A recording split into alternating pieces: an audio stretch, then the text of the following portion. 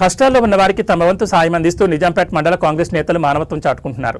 నందిగామ గ్రామానికి చెందిన లద్ద లచ్చయ్య ఇటీవల అనారోగ్యంతో మరణించగా ఈ విషయం తెలుసుకున్న కాంగ్రెస్ పార్టీ నాయకుడు Leela group chairman Meenakshi doctor Mohan Nayak బాధితులను పరామర్శించారు. నందిగామ గ్రామ నివాసి లద్ద లచ్చయ్య అనారోగ్య కారణాలతో గత కొద్ది రోజుల క్రితం తుదిశ్వాస విడిచారు.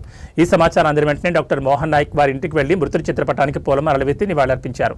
అనంతరం కుటుంబ సభ్యులతో మాట్లాడి వారిని బాధార్చారు. తక్షణ సహాయం కింద బాధితులకు 5,000 రూపాయల నగదును అందజేసి భవిష్యత్తులోనూ తమ వంతు అండగా ఉంటామని భరోసా ఇచ్చారు.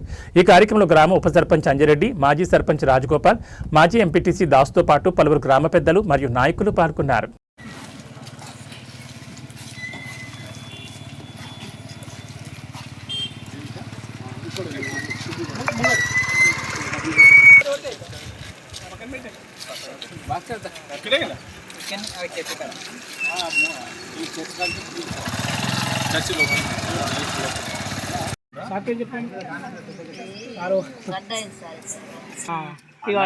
ఆరోగ్యం బాగలేదని ఆర్థిక సాయం చేయడానికి వచ్చింది. మన ఉప సర్పంచ్ గారు చెప్తే సరే అని